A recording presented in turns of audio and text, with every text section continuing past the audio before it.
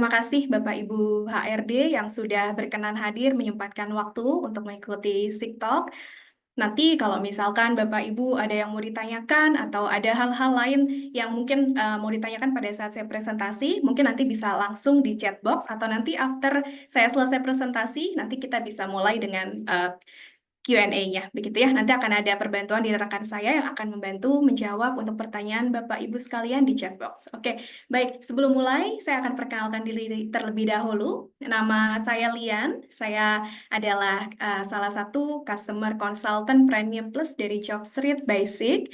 Jadi hari ini saya akan sharing terkait produk yang ada di Jobstreet. Sudah ada produknya sudah cukup lama, tetapi ini adalah salah satu produk unggulan yang mungkin nanti dari Bapak dan Ibu sekalian bisa, kalau misalkan ingin tahu atau bisa mau cari tahu tentang insight yang lebih dalam lagi terkait produk Premium Ad Plus atau Premium Plus ini apa, nanti kita bisa sharing sama-sama seperti itu ya. Baik, saya akan langsung mulai saja untuk hari ini. Mohon ditunggu sebentar.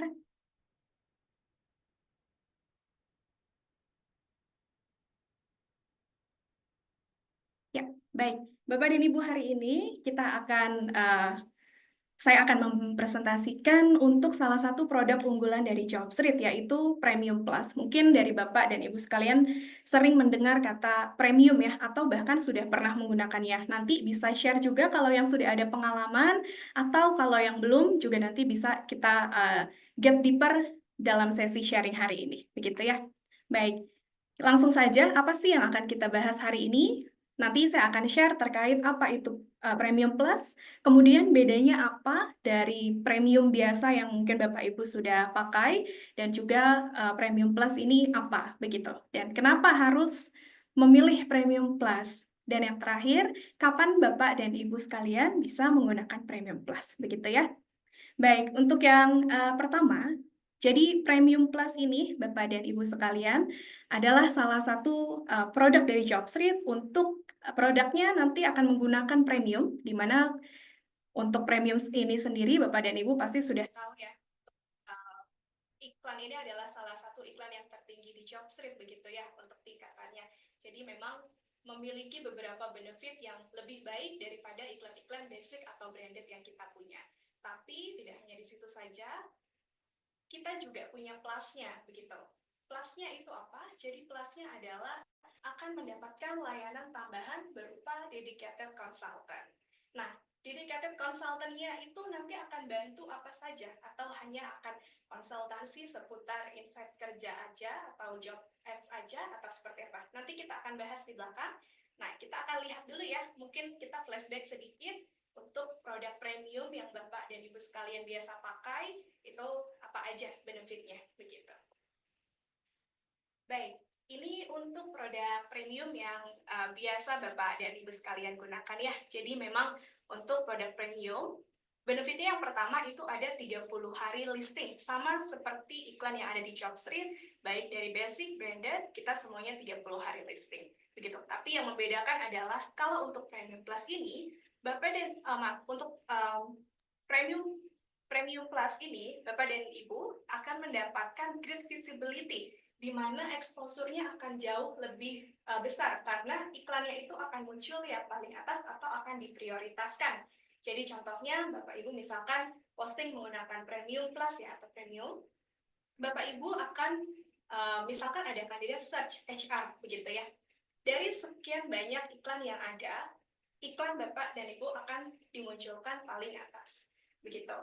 Kemudian akan mendapatkan juga untuk analytical atau insight dari performa iklan yang Bapak dan Ibu tayangkan. Ini kira-kira kalau di Jakarta eksposurnya berapa banyak, kemudian berapa banyak kandidat yang melamar, dan juga berapa banyak kandidat yang melihat dari iklan Bapak dan Ibu sekalian.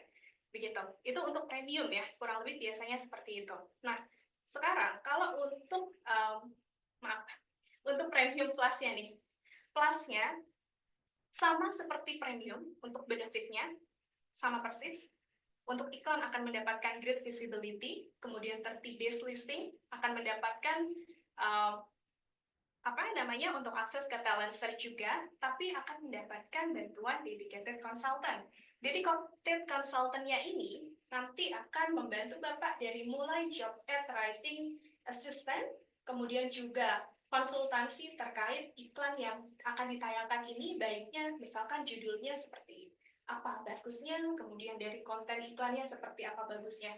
Apalagi sekarang kita Job Street Basic sudah... Mohon maaf, Mbak Lian, interrupt sedikit. Mikrofonnya mungkin bisa sedikit diturunkan karena suaranya mengecil. Terima kasih. Sudah aman sekarang, Mbak Ocha?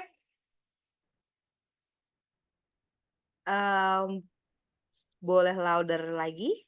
Kalau sekarang sudah bisa terdengar jelas? Belum. Mungkin bisa Oke, dibantu mohon maaf. untuk bisa lebih ini Sebentar lagi ya. ya. Oke, kalau sekarang sudah bisa? Dari Masih belum, Mbak Lian. Eh, sebentar. Bapak dan Ibu Kalau sekarang audiens sudah sudah terdengar belum? merespon. Belum better mungkin tanpa headphone ya. Coba ya, saya coba tanpa headphone. Kalau sekarang sudah aman?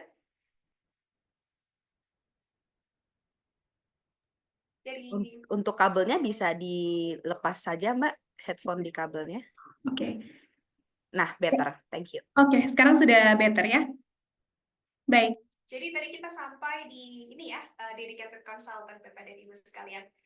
Untuk dedicated consultant tadi yang sudah saya sebutkan, yang pertama akan membantu dari job ads assistant writing ya. Jadi akan membantu dalam penulisan job ads juga, dan juga memberikan konsultasi terkait insight iklan, konten iklan apa yang sebaiknya ditayangkan begitu, dari wordingnya, kemudian dari judul yang common di market itu seperti apa. Karena sekarang yang kita sudah tahu ya, Job Street Basic ini kita kan menggunakan bantuan AI di mana better matching begitu. Jadi apa yang dituliskan di job description itu akan dimatchingkan dengan profil kandidat. Jadi dengan bantuan konsultan kita, nanti mereka akan bantu kira-kira wording apa yang biasanya muncul di profil kandidat job street ya. Jadi biar bisa lebih match, dan harapannya biar bisa lebih banyak lagi kandidat yang sesuai, yang normal begitu. Selain dari job and writing assistant, nanti dari tim konsultan kita juga akan membantu initial validation atau initial screening ya. Jadi dari Bapak dan Ibu tidak perlu repot lagi memfilter yang mungkin biasanya ada 1.000 kandidat yang masuk begitu ya. Nanti itu akan dibantu oleh tim konsultan kita. Jadi nanti akan dibantu untuk di screening dari yang sesuai dengan preference ya. Jadi misalkan Bapak dan Ibu, saya preference-nya dari industri A, begitu. Jadi nanti tim kita akan membantu menshortir atau men-shortlist sesuai dengan preference dari Bapak Ibu. Selain itu, untuk disortir, mereka juga akan validasi by call, begitu. Biasa by call kalau misalkan tidak terhubung, nanti juga akan diinfokan. Jadi mereka akan lakukan initial interview atau quick call interview biasanya ya dari tim konsultan kita. Jadi nanti kalau kandidat yang sudah di shortlist, sudah di screening, kemudian divalidasi by call, nanti per minggunya itu akan dikirimkan melalui email Bapak dan Ibu. Ini adalah hasil kandidat yang sudah di shortlist dan juga divalidasi. Begitu. Jadi lebih memudahkan Bapak dan Ibu sekalian, utamanya yang Bapak dan Ibu mungkin membutuhkan bantuan gitu ya, untuk merekrut bisa lebih cepat seperti itu. Nah, kapan sih kiranya Bapak dan Ibu bisa menggunakan Premium Plus ini ya? Baik, jadi untuk penggunaan Premium Plus, Bapak dan Ibu bisa menggunakan dalam ada dua hal, atau kapan Bapak dan Ibu bisa menggunakan Premium Plus ini. Yang pertama, pada saat Bapak dan Ibu memiliki high volume recruitment, tetapi Bapak dan Ibu punya task lain atau tanggung jawab lain, begitu. Misalkan kita bisa bilang mungkin HR-nya hanya ada 3 orang, sedangkan lagi tutup tahun gitu ya. Jadi kan sibuk ngurusin untuk internal HR, tapi rekrutmennya juga sedang tinggi gitu. Nah, di sana adalah waktu yang tepat Bapak dan Ibu bisa gunakan untuk Premium Plus. Jadi nanti dari tim kita yang akan bantu dari awal screening hingga awal validasi, dari Bapak dan Ibu tinggal hanya melanjutkan. Selanjutnya, untuk kapan Bapak dan Ibu bisa menggunakan Premium Plus, ya ini ketika memang Bapak dan Ibu butuh untuk posisi-posisi urgent, begitu. Biasanya ada target gitu ya, harus segera isi untuk posisi A atau posisi ini gitu. Tapi Bapak dan Ibu tadi yang saya juga bilang, ada keperluan lain atau ada task lain yang belum bisa ditinggalkan begitu. Itu Bapak dan Ibu bisa langsung menggunakan Premium Plus begitu. Nah, untuk selanjutnya, kenapa Premium Plus? Begitu Bapak dan Ibu. Jadi based on candidate traffic profile yang kita punya dari Januari sampai Maret 2024 ya, kita ada sekitar 57,6 juta visit selama 3 bulan ini, di Januari sampai dengan Maret. Kemudian unique visitornya ini ada 4,1 juta, lebih dari 4,1 juta. Jadi bisa dibayangkan banyak sekali memang kandidat-kandidat yang melakukan pencarian kerja, seperti itu. Dan kesempatan ini akan menjadi lebih besar kalau Bapak dan Ibu sekalian bisa menggunakan JobStreet ya, untuk memasangkan iklan. Kesempatan untuk mendapatkan kandidatnya juga jauh lebih banyak. Begitu. Nah, ini kita juga ada kandidat demografi profile yang sudah dilakukan analisa oleh tim marketing kita. Kita ada lebih dari 16 juta kandidat yang terregister menggunakan JobStreet, dan kualifikasinya juga variatif ya, dari yang non-tertiary atau yang under bachelor seperti SMK, SMP, begitu, ini ada di 40,7%. Kemudian untuk yang S1, ini ada di 56,8%, dan juga 2,5% ini adalah untuk yang S2. Jadi, kalau misalkan Bapak dan Ibu memiliki kebutuhan dari yang kita bisa bilang non-bachelor sampai dengan yang CEO level atau direktur level begitu. Biasa kan kalau untuk direktur level ini ada yang butuh menggunakan S2 begitu ya. Ini kita juga punya kandidatnya. Begitu. Nah, untuk selanjutnya ada years of experience-nya. Ini juga sangat variatif. Ada yang dari 1 sampai 4 tahun sampai dengan 19 tahun kita juga ada. Gitu. Jadi mau cari yang pengalaman kandidatnya berapa aja, kita cukup variatif begitu. Jadi memang cukup banyak kandidatnya ya untuk yang dari JobStreet, dan kesempatan untuk mendapatkan kandidatnya juga jauh lebih besar. Begitu.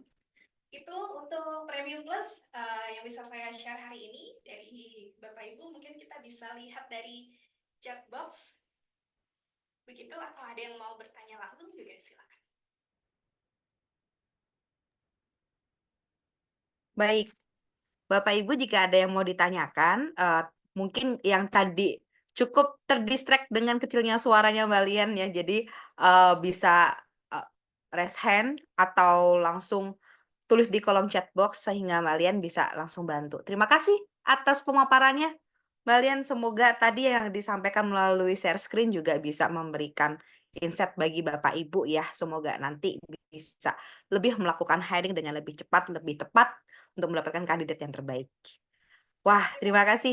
Baik, bisa lanjut langsung bertanya di chat box kami ya, Bapak Ibu. Jika berkenan langsung saja dituliskan, nanti tim kami akan standby dan membantu untuk menjawab pertanyaan dari Bapak Ibu. Thank you. Baik, selanjutnya kami akan beralih ke guest speaker kami yang secara khusus diundang untuk Siktoks pada hari ini, yaitu Ibu Titian Utami. Halo Ibu. Halo Bu Rosa. Akhirnya kita bisa bertemu setelah beberapa kali kita coba reschedule ya jadwal Iya. untuk hari ini. Dan sebagai sharing aja, ini Ibu, kemarin tuh kita sempat bahas banyak topik terkait dengan performance employee, terkait dengan how to create inclusive workplace gitu. Lalu saat ini kita akan membahas bersama Ibu Titian topik yang tidak kalah menarik, yaitu tentang employee happiness. Ya. Dan mungkin nanti Ibu Titian bisa langsung kenalan ya sama para partisipan yang ada di sini. Jadi kita semua tahu nih Bu Titian background-nya seperti apa, lalu kemudian expertise-nya di mana, terus sudah merambah dunia HR sejak kapan, sehingga Bapak Ibu juga nanti HR share to HR gitu, banyak insight yang bisa kita dapatkan. Silahkan. Oke, terima kasih Bu Rosa atas kesempatannya. Selamat sore Bapak Ibu semua, rekan-rekan. Ini kayaknya banyak praktisi HR ya di sini ya. Jadi hari ini saya akan bercerita tentang penerapan bagaimana mewujudkan tempat kerja yang promoting happiness untuk para employee. Saya share screen ya, Bapak Ibu.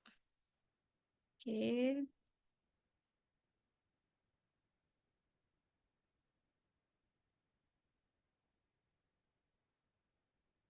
Yes, sudah terlihat ya slide-nya ya?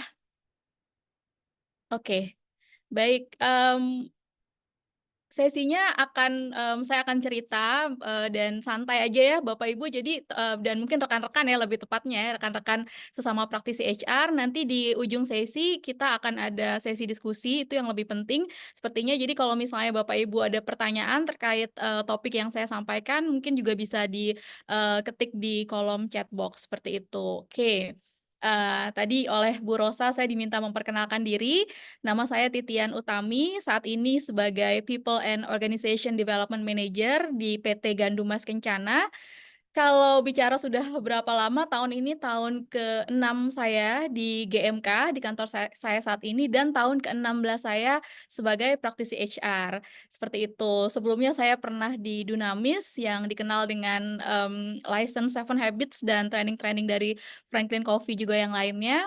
Saya juga pernah di Impact Factory, jadi saya pernah di dunia konsultan sebelumnya.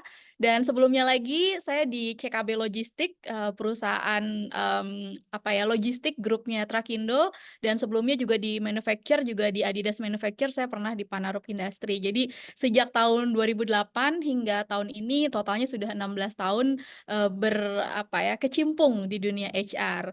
Tahun lalu saya menyelesaikan eksekutif diploma di topik talent management dari Help University, dan kalau kuliah mungkin di sini tadi saya lihat ada beberapa rekan kuliah saya juga. Saya dari Fakultas Psikologi Universitas Indonesia, ya kembali lagi ya itu 16 tahun yang lalu saya lulus. Oke, demikian perkenalan singkat saya, dan teman-teman mungkin masih cukup asing dengan PT Gandum Mas Kencana. Jadi supaya lebih kenal, jadi karena saya membawa bendera kantor juga, saya izin menyampaikan video company profile singkat ya, Bapak Ibu, supaya lebih kenal dengan GMK. Oke.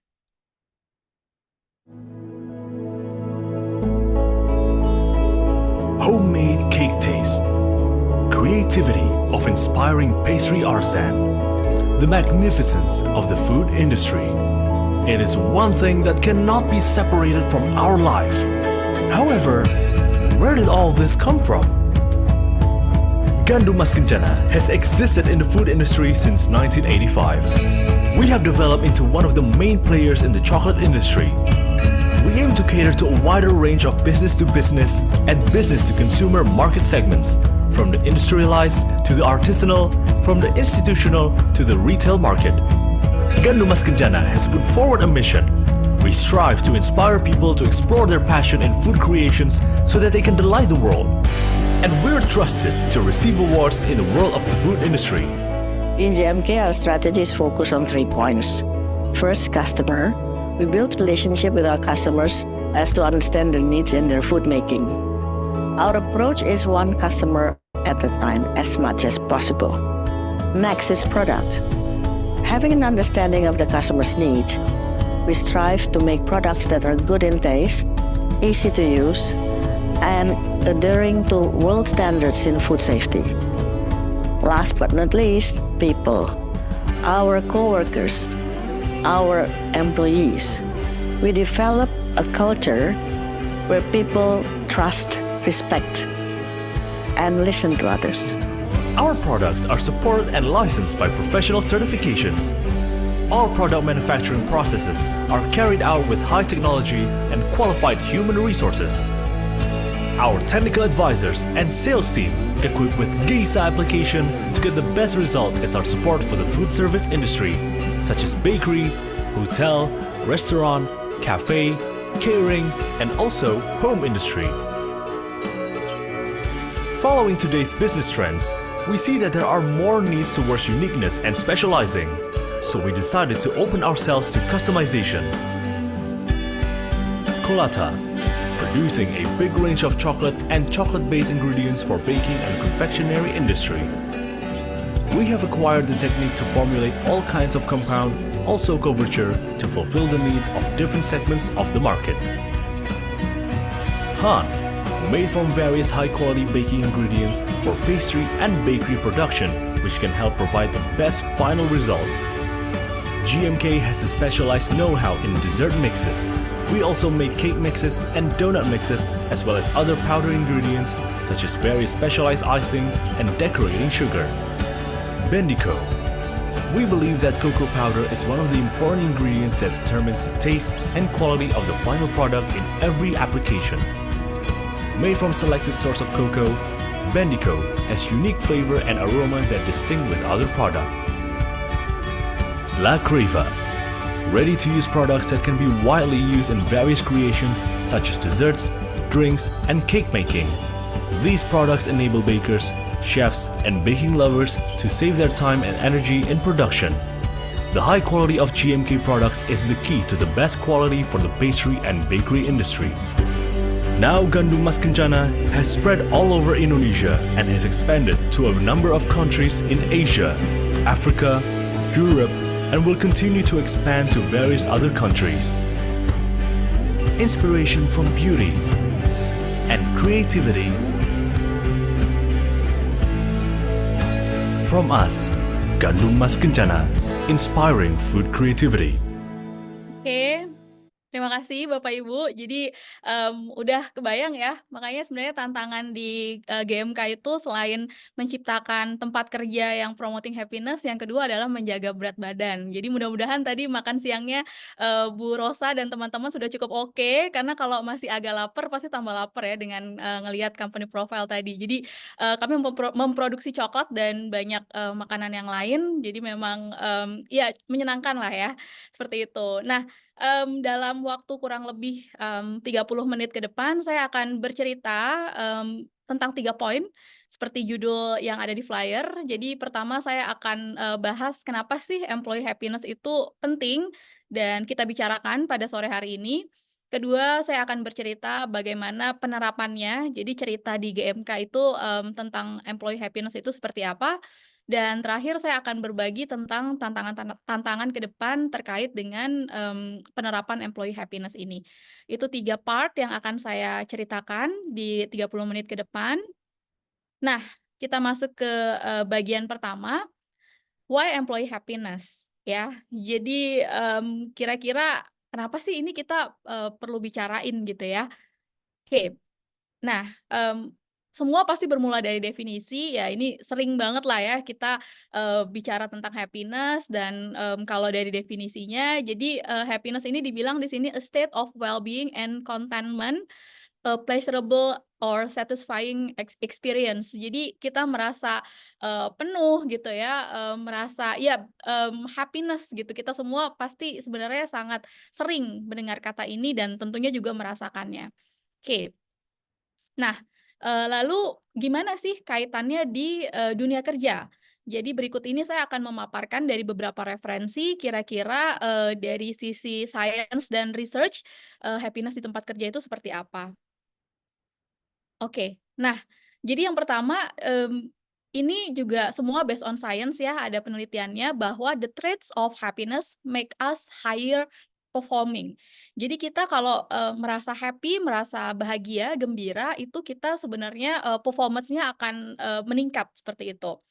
Oke, ini sudah banyak penelitiannya. Lalu juga feeling happy at work even improve healthiness by reducing sick days from 6 to 2 every year. Jadi siapa nih teman-teman yang timnya atau malah dirinya sendiri itu kayaknya kadang ada aja jadwalnya nggak enak badan, jadi akhirnya memilih untuk WFH atau bahkan bed rest gitu kan. Saya pernah beberapa waktu saya masih junior gitu ya, baru-baru kerja, itu rekan di sebelah saya udah kayak apotik. Jadi di lacinya itu semua obat-obatan tuh lengkap, dari mulai sesimpel tolak angin, Panadol dan lain sebagainya gitu kan. Jadi, atau siapa yang di mejanya nggak pernah lepas dari minyak kayu putih gitu. Nah, itu kita perlu berefleksi kalau seperti itu, apakah kita happy di kantor? Karena ternyata, happiness dengan kesehatan itu, linear gitu hubungannya. Oke, jadi kalau kita happy nih di sini, kita izin-izin sakitnya itu dibilang signifikan berkurang. Lalu oh ya nanti slide-nya akan dibagikan ya Bapak Ibu, no worries. Lalu nah ini juga, jadi happiness ternyata ini kalau ngomongin tentang cuan ya, pasti kan bagaimanapun kita HR, selaku juga, bagian dari manajemen di perusahaan, ini ternyata, increase promotion, bonus and pay untuk karyawannya itu sendiri, dan di sini juga improve sales, by 35% dan juga jadi balik lagi bukan cuma menguntungkan dari sisi employee-nya, tapi kalau employee-nya happy juga terhadap perusahaan secara finansial itu berdampak yang positif sekali. Nah, tapi di sini dari, referensi yang, saya baca juga ternyata semakin kita mengejar kebahagiaan, itu semakin sulit kita dapatkan. Wah, kira-kira kenapa tuh ya? Karena, nanti dibahaslah sebenarnya kebahagiaan itu apakah perlu kita kejar atau, seperti apa supaya kita bisa merasa bahagia. Nah, rata-rata kita semua itu menghabiskan 90.000 jam dalam, hidupnya itu untuk bekerja. Yang lebih lama dari bekerja itu hanya tidur. Ya kebayang ya, misalnya kita juga 8 jam bekerja sehari gitu kan, itu juga bahkan mungkin lebih lama dari waktu tidur kita sekarang, yang udah semakin susah untuk dapat, waktu tidur yang cukup gitu. Jadi ini waktu yang lama banget sepertiga hidup kita itu ada di kantor untuk bekerja. Nah, tapi sayangnya faktanya itu tidak menyenangkan, ini ada penelitian dari American Institute of Stress bahwa 80% pekerja itu merasa stres, bayangkan 80%. Apakah kita termasuk 20%-nya gitu ya, meskipun ini penelitiannya di Amerika, dan setengahnya bilang mereka butuh, bantuan untuk mengelola stres gitu. Jadi kebayang ternyata stres, karena pekerjaan itu, sangat dampaknya itu juga sangat, signifikan gitu ya, mengganggu kehidupan. Nah ini juga, ada penelitian dari, majalah Forbes bahwa, mmm, di 3 dekade terakhir, jadi, 30 tahun terakhir itu, stres, karena pekerjaan, karyawan yang merasa stres itu meningkat stres levelnya sebanyak 20%. Oke.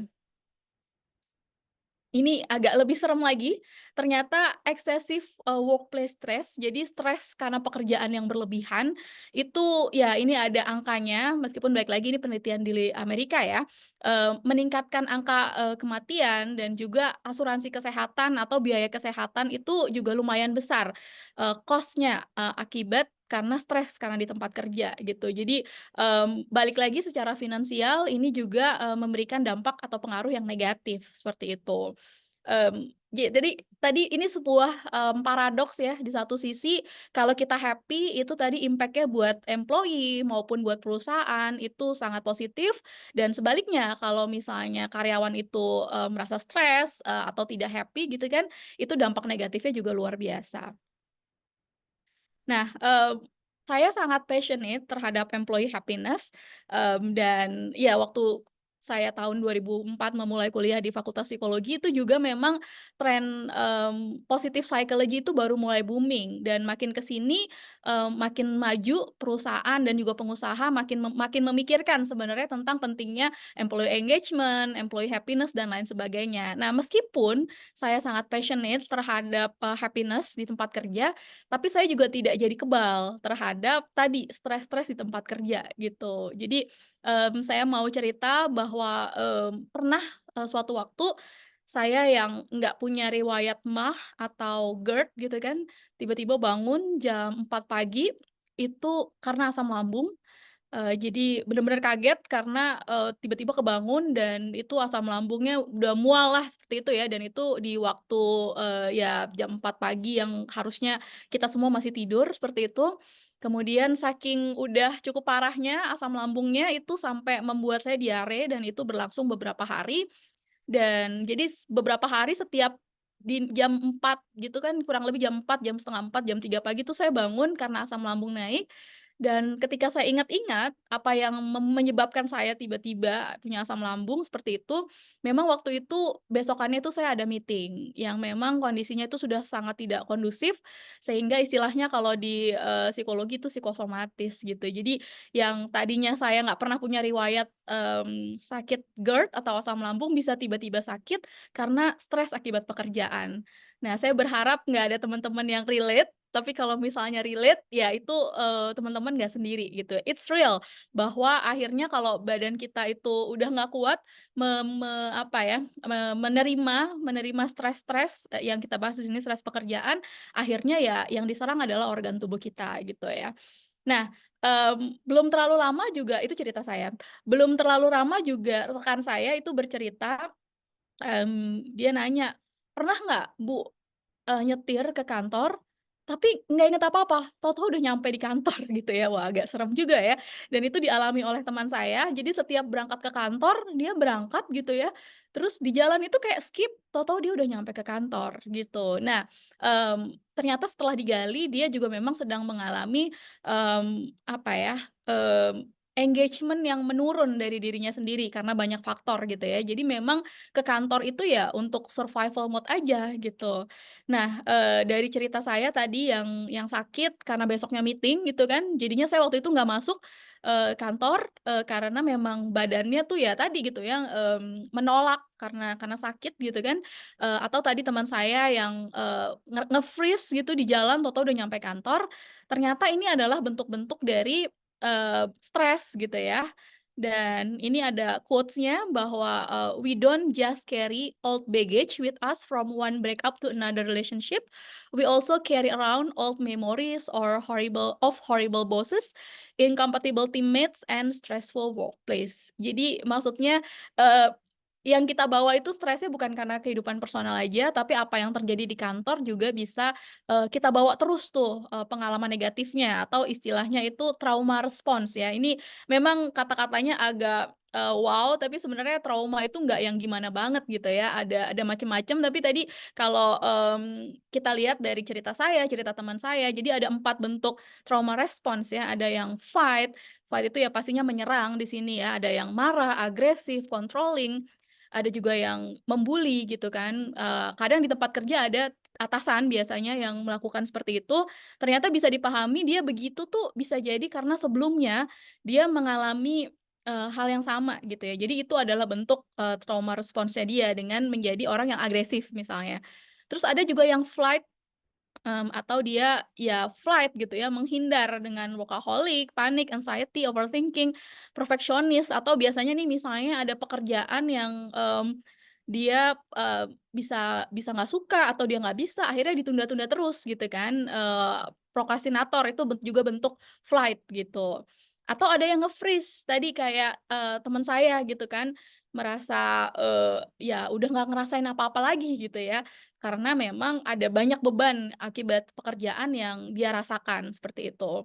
Dan ini juga yang, menarik yang jarang disebut itu, faun. Jadi faun ini ternyata kalau orang yang people pleasing, yang kayak, nggak bisa bilang enggak, lack of boundaries, itu juga bisa jadi bentuk, trauma response ya. Ini konteksnya sekali lagi di tempat kerja. Jadi ada macam-macam, hal atau, sikap yang mengindikasikan sebenarnya kita, apa ya, ada hal-hal yang memang membuat kita stres, seperti itu. Oke, mmm, nah, jadi kesimpulannya kenapa sih employee happiness, ini kemarin saya iseng, tadi kan udah saya paparin ya, kalau happy impact-nya apa, kalau nggak happy impact-nya apa, buat karyawan maupun buat perusahaan. Nah, kemarin saya iseng tanya ke ChatGPT yang dia merangkum semuanya, jadi kenapa employee happiness itu penting, yang pertama, nah, tentu meningkatkan produktivitas, jelas ya, kalau kita happy state-nya, pasti kita kerja juga jadi semangat gitu ya. Kemudian reduce turnover, ya benar, jelas banget, karena ya kita nggak kepikiran lah kita mau, pindah kerja gitu ya, kalau kita selalu merasa happy di tempat kerja. Lalu improve customer service, nanti saya akan cerita penerapan di kantor kami, tapi kami punya tagline, "Happy people, happy customer," gitu ya. Jadi memang semua kalau kita mau melayani customer dengan baik, itu memang basic-nya adalah di employee-nya dulu, seperti itu. enhance collaboration, ya jelas lah ya, kalau happy semuanya pasti juga kerjasama atau kolaborasi juga akan semakin baik lagi gitu. Lower absenteeism tadi sudah saya jelaskan, kalau misalnya nggak happy, kemungkinan besar jadi sakit-sakitan, akhirnya jadi nggak masuk kantor. Atau ya simply ya males aja gitu ya, akhirnya jadi cari-cari alasan untuk bisa nggak masuk kantor. Lalu attraction of talent, ya jelas kalau suatu, tempat kerja lingkungannya positif banget, itu pasti akan jadi magnet untuk para talent untuk, datang untuk mau bergabung bekerja di situ. Karena balik lagi itu yang dicari ya, positive work environment untuk, setiap orang. Dan, berikutnya innovation and creativity, ya jelas ya kalau kita tadi nggak happy, sakit-sakitan, gimana kita bisa, menciptakan karya-karya inovatif dan menjadi kreatif. Terakhir, ya ini yang paling penting, karena kita semua di sini meskipun HR, meskipun pimpinan perusahaan, kita juga bagian dari, karyawan juga kan. Nah, ini adalah yang paling penting adalah better health and well-being. Itu kesimpulannya kenapa happiness itu penting. Jadi balik lagi ini bukan agenda dari HR doang, tapi ini sebenarnya agenda dari semua orang. Karena pada akhirnya balik lagi kita semua adalah karyawan juga yang butuh, untuk merasa happy dan mendapat banyak dampak-dampak positifnya dari, rasa bahagia yang kita rasakan ketika kita bekerja. Oke, nah, sekarang saya mau ke bagian 2 dari presentasi presentasi saya. Jadi saya mau cerita tentang, penerapan, bagaimana atau mengkampanyekan employee happiness di kantor saya saat ini, yaitu di Gandum Mas Kencana atau di GMK. Oke, nah bicara tentang kebahagiaan, sebenarnya ini teori yang udah, populer ya, udah lama. Jadi sebagai manusia, ini Pak Maslow ini punya, hierarchy of needs ya. Jadi pasti kita semua udah familiar bahwa, kita punya ada 5 hal ini yang perlu dipenuhi. Dari mulai yang basic needs itu, ya yang nomor 1 ya, kebutuhan fisiologis, sandang, pangan, papan lah. Intinya kalau di kantor tuh ya gaji yang cukup lah. Itu perlu dipenuhi, lalu juga safety, di sini personal security, di sini ada employment, property, health. Jadi kalau buat di kantor ya, job security ya, bisa kita bilang begitu, itu basic needs yang kebayang lah, itu pasti kalau misalnya kita offering suatu posisi, itu udah pasti namanya juga basic, itu perlu dipenuhi. Nah, berikutnya ini yang sering kita luput di kantor ya, untuk memenuhinya, yaitu psychological needs. Di sini ada belonging and love atau sense of belonging, tentu di sini konteksnya dengan rekan kerja atau dengan atasan bawahan seperti itu, teamwork dan lain sebagainya. Lalu juga ada self esteem. Nah, ini kaitannya di sini yang, paling di-highlight itu tentunya tentang recognition ya kalau di tempat kerja. Dan, yang paling atas, hierarki paling atas itu adalah self fulfillment needs, yaitu di kantor ketika orang, sudah terpenuhi, tadi recognition segala macam, ini biasanya tuh kaitannya dengan peningkatan karir, kemudian mengerjakan pekerjaan yang sesuai passion-nya dia, itu adalah bagian dari self fulfillment needs. Nah, balik lagi sebagai manusia kita punya 5 hal ini yang sebenarnya menjadi kebutuhan yang perlu dipenuhi. Dan ini saya mau cerita fun facts-nya yang tadi sering kita luput ya, dan tapi ini menarik banget dari referensi, salah satu nanti saya share referensi buku yang, kami gunakan gitu ya. Dibilang bahwa, dengan setidaknya punya 1 orang close friend, teman dekat di kantor, itu, udah jadi prediktor yang paling kuat untuk produktivitas. Jadi ternyata punya teman itu berpengaruh terhadap produktivitas, ini ada penelitiannya. Dan ini kadang kita di kantor suka nggak kepikiran gitu, makanya di buku itu juga kita bisa, membuat, friendship budget gitu. Jadi kita menyediakan alokasi budget untuk membuat karyawan kita bisa, menjalin pertemanan satu sama lain, itu menarik juga. Lalu, nah ini juga fun fact berikutnya bahwa, balik lagi, tadi karyawan yang punya teman di kantor itu, cenderung akan lebih fokus, passionate, lebih loyal terhadap perusahaan, dan ini tadi ngomongin soal kesehatan, mereka juga jadi jarang sakit, eksiden di tempat kerja atau bahkan dalam perjalanan itu juga berkurang, tadi nggak ganti-ganti pekerjaan gitu kan, dan pastinya mereka juga punya more satisfied customer. Premis bahwa happy people, happy customer itu memang benar-benar terbukti. Ini penelitian dari Gallup tahun 99. Nah, berikutnya, jadi ada 3 alasan ketiga terbesar gitu ya, orang meninggalkan pekerjaan itu karena kurang dari apresiasi. Ini kalau nggak salah meskipun nggak disebutin alasan pertama biasanya atasannya sih ya. Jadi kita semua sebagai atasan kalau punya anak buah kita bisa jadi alasan utama anak buah kita, resign, tapi lebih juga buruk lagi kalau kita jarang memberikan rekognisi atau apresiasi untuk tim kita. Ini tadi kebutuhan self esteem ya, betul. Dari hierarki kebutuhan Maslow. Nah, ini dia. Jadi masih terkait recognition atau tadi kebutuhan di self esteem, perusahaan atau organisasi yang punya program recognition itu 12 kali bisnisnya lebih strong. Hasilnya tuh lebih lebih bagus gitu ya, ketimbang perusahaan lain yang tidak terlalu mementingkan recognition program gitu. Jadi balik lagi ini semua ternyata ujung-ujungnya sangat relate ke finansial. Oke, nah berikutnya ini juga ada penelitian ya bahwa perusahaan yang punya sense of purpose yang sama jadi misinya perusahaan itu yang dibagi ke semua karyawan itu punya job growth yang meningkat 700%, artinya perusahaannya berkembang karena pekerjaan di dalam perusahaan itu semakin banyak dan revenue-nya juga meningkat 400%. Kemudian juga di sini kalau dia sudah go public itu juga stock price-nya juga meningkat 1.200%. Nah, ini ada penelitian berikutnya juga dari Deloitte. Balik lagi ini bicara tentang sense purpose gitu ya. Sense of shared purpose, kalau misalnya perusahaannya itu punya purpose atau punya mission yang itu dibagikan juga atau relate dengan mission atau purpose-nya karyawan, itu doing better ketimbang perusahaan yang enggak. Nah, tadi kalau bicara soal purpose, ini kita bicara kebutuhan manusia yang paling atas, yaitu bagian self actualization ya. Nah, berikut ini detailnya tentang pembandingan tersebut. Jadi secara finansial 90% compare 65% perusahaan yang punya strong sense of purpose dengan yang belum punya strong sense of purpose. Kemudian employee satisfaction itu 79% compare to 19%. Dan terakhir perusahaan tersebut juga mendefinisikan culture atau values-nya dengan baik, itu 89% compare to 38%. Jadi memang di sini gap-nya lumayan jauh ketika sebuah perusahaan atau organisasi itu mendefinisikan purpose-nya dan juga menurunkan itu ke seluruh karyawannya ya. Ini balik lagi terkait dengan kebutuhan manusia yang paling atas, yaitu aktualisasi diri. Nah, tadi kalau ngomongin soal mission, ya kan, itu kan sebenarnya berdampak positif tentang performance. Tapi di sini kalau Bapak Ibu familiar akhir-akhir ini ada istilah quiet quitting, itu juga bisa disebutkan. Jadi quiet quitting itu gampangnya karyawan tersebut nggak resign, tapi jadi mediocre aja gitu ya. Jadi bekerja seadanya, yang penting gajian, nggak memberikan performance terbaiknya gitu. Nah, dibilang kalau orang-orang yang quiet quitting itu adalah antitesis dari feeling a shared sense of purpose. Jadi bisa dua, ketika dia merasa mission-nya perusahaan nggak nyambung dengan mission pribadi dia, jadi nggak ada keterhubungan lah seperti itu.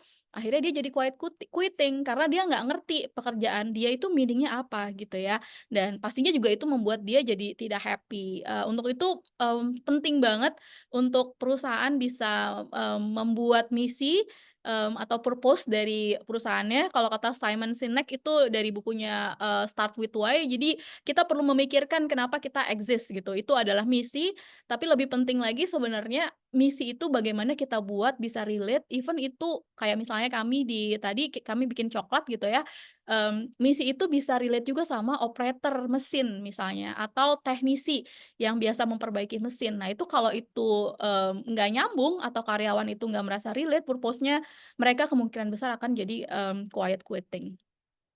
Oke. Nah, kembali lagi tadi ini ada 5 hierarki kebutuhannya Maslow, dan kami percaya di GMK bahwa kita perlu consider setiap employee itu sebagai whole person, sebagai manusia utuh yang tadi nggak cuma kita pikirin basic needs-nya doang atau gajinya doang, tapi juga kita pikirin bagaimana dia apakah bisa berteman satu sama lain, bagaimana karirnya, apakah dia bisa aktualisasi diri, tadi terutama purpose-nya, apakah dia paham meaning dari pekerjaannya itu, gitu. Nah, untuk itu karena kami yakin setiap orang itu perlu di-treat sebagai manusia utuh, kami merumuskan employee value proposition yang tagline kami adalah energize and happy people. Ini yang menjadi mantra lah di GMK seperti itu, karena kami percaya behind every satisfied customer there's a happy employee. Jadi kalau pengen membahagiakan customer kita perlu dimulai dari employee kita dulu gitu ya. Jadi ke depan saya akan cerita tentang employee value proposition atau EVP. Ini juga apa ya, gampangnya adalah apa yang kita tawarkan terhadap new talent yang membuat juga new talent itu bisa tertarik untuk bergabung dengan perusahaan kita gitu ya. Ya, kurang lebih definisi EVP seperti itu. Nah, kami menyingkat employee value proposition di GMK dengan singkatan IDEAS yang terdiri dari involvement, development, empowerment, acknowledgement, dan juga support. Masing-masing ini ada detailnya. Nah, yang pertama involvement. Jadi kami yakin bahwa suara dari semua employee itu sangat kritikal untuk perkembangan bisnis gitu ya. Dan kami yakin hasil terbaik bisa kami dapat kalau kami memang melibatkan mereka dalam membuat keputusan dan mereka juga berkontribusi lah dalam hal-hal yang strategis seperti itu. Ini adalah contoh foto-foto ketika kami melibatkan mereka setiap tahun ada yang namanya GMK Strategy Meeting. Nanti saya akan cerita di mana tim middle management sebanyak 70 orang ini memang dilibatkan lah untuk penentuan strategi perusahaan. Tadi saya sempat cerita tentang misi. Jadi misi kami, we strive to inspire people to explore their passion in food creation so that can delight the world. Dan ini misi yang baru di-redefine tahun 2018. Jadi kami melibatkan sekali lagi karyawan kami untuk meredefine mission tersebut. Waktu itu kami memilih 30 orang dari mulai yang paling senior yang udah 38 tahun bergabung sampai yang paling junior, level jabatannya juga bermacam-macam. Itu untuk membuat misi tadi. Jadi yang akhirnya dirangkum menjadi misi yang sudah ditentukan tadi. Terus karyawan juga kami libatkan untuk melakukan kontekstualisasi core values. Jadi visi misi kami itu kami punya singkatannya in-depth learning. Itu kami libatkan juga karyawan untuk bagaimana penerapan values tersebut di pekerjaan gitu ya. Jadi benar-benar bottom up. Juga untuk penentuan policy atau kebijakan kami selalu melibatkan karyawan, melibatkan juga labor union. Dan terakhir di tahun lalu kami baru melakukan workshop ya untuk menggali tentang culture itu sendiri secara spesifik sampai akhirnya melahirkan culture statement. Jadi kami melakukan campaign Great Company Culture di mana waktu itu Ibu Susana seperti tadi yang ada di dalam video itu menjadi narasumber dan fasilitator untuk 3 sesi, 3 hari berturut-turut kami lakukan. Ini dokumentasinya. Jadi kami mengundang 150 leader untuk bercerita tentang culture yang dirasakan dan kemudian culture apa yang mau dibangun. Dari diskusi 3 hari tersebut, itu akhirnya menginspirasi Ibu Susana, CEO kami, untuk akhirnya come up dengan culture statement kami yang tahun lalu diluncurkan. Jadi selain visi, misi, dan values, ada tambahan juga di kami, ada culture statement yang bunyinya seperti yang ada di slide. As leaders, team member, and individuals, we respect people and listen to them attentively. Tadi di video juga Ibu sempat singgung ya, pentingnya menghormati dan juga listen to others. Kemudian we trust our team and readily share knowledge among us. Jadi trust juga sangat ditekankan, juga sharing knowledge di kantor kami. Dan berikutnya we learn from our and other people's mistake. Nah ini yang agak sulit, challenging banget. Bagaimana kita bisa learn from our mistake. Jadi di sini atasan bahkan bukan cuma membolehkan karyawan berbuat kesalahan atau mistake, tapi bahkan menciptakan environment yang membuat karyawan tidak takut untuk membuat kesalahan, seperti itu. Itu masih challenge juga sih, ini kami masih campaign-kan terus tentang ini. Dan juga yang terakhir, we cherish gratefulness and joy at work. Bu Susan juga percaya bahwa memang penting sekali untuk tetap kita menjunjung rasa bersyukur dan joy ya, tadi happiness, kebahagiaan lah di tempat kerja. Nah, bicara tentang gratefulness, saya baru ingat di referensi yang saya baca, itu memang gratefulness dengan happiness itu hubungannya sangat erat. Jadi untuk meningkatkan happiness sebenarnya simply ada penelitiannya, kita sebagai leader cukup mengajak tim kita setiap minggu untuk memikirkan 3 hal yang patut disyukuri gitu ya, untuk memulai hari dalam seminggu itu. Dan itu kembali kalau itu rutin dilakukan setiap minggu, let's say hari Senin gitu ya, apa 3 hal yang kita syukuri gitu kan dalam memulai minggu ini, itu akan boosting performance gitu. Itu penelitiannya juga sudah banyak dilakukan. Oke, itu adalah culture statement-nya GMK. Dan tadi ya kalau udah involvement, sekarang saya ke development. Kami percaya di GMK bahwa ya talents itu adalah aset yang paling berharga gitu kan. Kemudian ya pastinya ini akan berdampak ke productivity dan juga akhirnya improve loyalty dan retention dari customer kami. Nah, ini beberapa program yang secara rutin kami lakukan, ada Leadership Academy, juga Manufacturing Academy, jadi ada teman-teman yang di manufacture, juga yang teman-teman sales, ini materinya tentunya berbeda, in-house dan outsource training program. Kami juga di pandemi kemarin meluncurkan GELIS, ini kepanjangan dari GMK e-learning system. Sekali lagi ini development untuk menyasar juga terutama kebutuhan aktualisasi diri ya, tadi kalau dari hierarkinya Maslow, begitu. Oke, empowerment ini relate dengan self esteem kan, kalau tadi kita bicara tentang hierarchy of needs. Jadi kami percaya dengan memberikan empowerment yang besar kepada karyawan itu bisa meningkatkan trust di leadership, terus juga meningkatkan motivasi, kreativitas gitu kan. Jadi employee retention juga meningkat dan pada akhirnya better employee engagement, seperti itu. Oke. Nah ini bentuk-bentuknya. Jadi tadi saya sempat cerita ada 70 orang yang dipilih dari supervisor up ya, itu menjadi anggota dari Strategic Wheels Team, itu matrix organization yang setiap tahun kami ajak mereka untuk bersama top management memikirkan strategi perusahaan, seperti itu. Dan kami bawakan atau kemas acaranya juga dengan fun. Ada juga co-partnership culture. Co-partnership ini kepanjangan dari corporate entrepreneurship, di mana kami mengajak karyawan untuk berpikir seperti owner gitu ya, seperti owner bisnis, seperti business owner, menjadi entrepreneur lah seperti itu. Itu ada workshop-workshopnya dan juga ada project-projectnya, kembali memberikan empowerment terhadap karyawan. CIP ini Continuous Improvement Program, mirip dengan co-partnership, dan juga kami membuka open communication selalu, balik lagi mendengarkan karyawan itu buat kami hal yang sangat krusial, dan itu juga tadi bentuk empowerment terhadap employee kami. Oke, nah ini contoh tahun lalu kita ke Bromo ya, seperti foto tadi, ke Batu Malang. Ini kita bikin tema Sky is the Limit. Jadi kelihatannya meeting ngomongin strategi, tapi di ujungnya ada gala dinner yang ini seru-seruan, bertema tahun lalu temanya movie karakter. Yang menarik yang di gambar yang paling kiri ini, yang temanya Harry Potter, itu adalah top manajemen kami. Jadi mereka juga selalu yang paling seru gitu ya. Yang di tengah itu yang paling cantik itu Ibu Susana, yang tadi teman-teman bisa lihat dalam video. Jadi demikian culture yang kami selalu coba kembangkan. Jadi sebisa mungkin egaliter ya, tidak terlalu ada gap antara pimpinan dengan employee.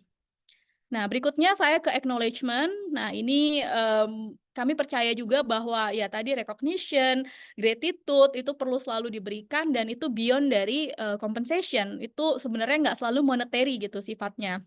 Dan tentunya banyak banget lah hal-hal yang memang bisa kita lakukan untuk memberikan acknowledgement atau recognition ke tim kita. Ini saya share beberapa bentuknya di GMK. Ya tentunya kalau fair and competitive pay itu adalah basic needs ya, yang udah bare minimum lah. Nah, di kantor kami juga ada seniority rewards, jadi itu per 3 tahun, itu ada bonus tambahan untuk karyawan yang per 5 tahun. Dan kalau ditanya historinya, Bu Susan gitu ya, bercerita, dan ada dapat tuh cuti tambahan kalau sudah 5 tahun, kemudian dapat juga, bonus tambahan, dan juga hadiah. Jadi hadiahnya berjenjang lah. Mungkin Bapak Ibu juga di tempat kerjanya itu juga punya program yang sama, tapi yang menarik ketika saya tanya ke Ibu, apa sih Bu yang membuat Ibu mau memberikan ini gitu kan, yang lumayan lah gitu kan. Terus Ibu bilang, ya itu adalah reward karena mereka masih mau stay di kantor kita.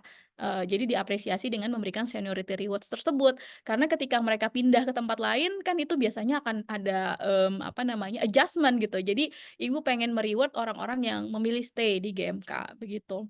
ya retirement benefit itu di tempat kami juga lebih baik ya daripada aturan pemerintah. Itu juga bentuk penghargaan atau acknowledgement terhadap karyawan kami. Ada juga tadi saya cerita cuti tambahan untuk jabatan gitu ya, jabatan tertentu itu sampai ke 5 hari tambahannya.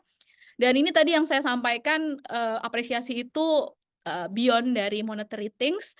Jadi secara periodically itu ada thank you note from the CEO, Ibu Susana sendiri, biasanya, ya misalnya kita sesimpel ngasih memberikan nasi kotak gitu ya ke semua employee, di situ diselipkan, thank you note-nya atau ada greeting card-nya dengan Ibu menyampaikan kata-kata lah saying gratitude untuk pencapaian kita dan lain sebagainya, dan itu secara rutin kita lakukan untuk hal-hal sederhana. Kayak kemarin kita menang penghargaan dari HR Asia, itu juga besokannya semua employee juga mendapat kartu tersebut dengan lunch dan lain sebagainya, seperti itu. Ada achievement celebration ya, tadi saya sudah cerita, dan ada reward-reward juga yang memang kita berikan ke karyawan-karyawan yang memang extraordinary gitu ya achievement-nya. Oke, itu acknowledgement. Nah, terakhir support ya dari ideas tadi.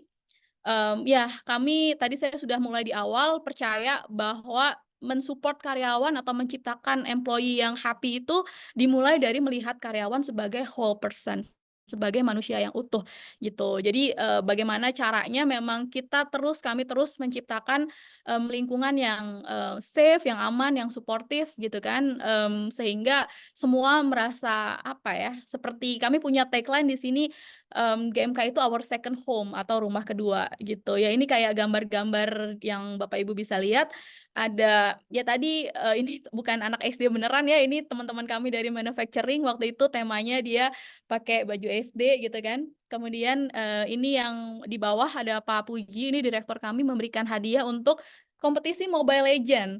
Jadi di kantor kami ada e-sport competition, salah satunya Mobile Legend. Ini teman-teman yang operator mesin di coklat segala macam itu difasilitasi di kantor. Biasanya pas saat kami mau ulang tahun di bulan November itu ada kompetisi olahraga, salah satunya e-sport. Yang di paling kanan ini kita juga punya GMK Got Talent, mungkin nanti saya cerita di slide berikutnya ya lebih detailnya.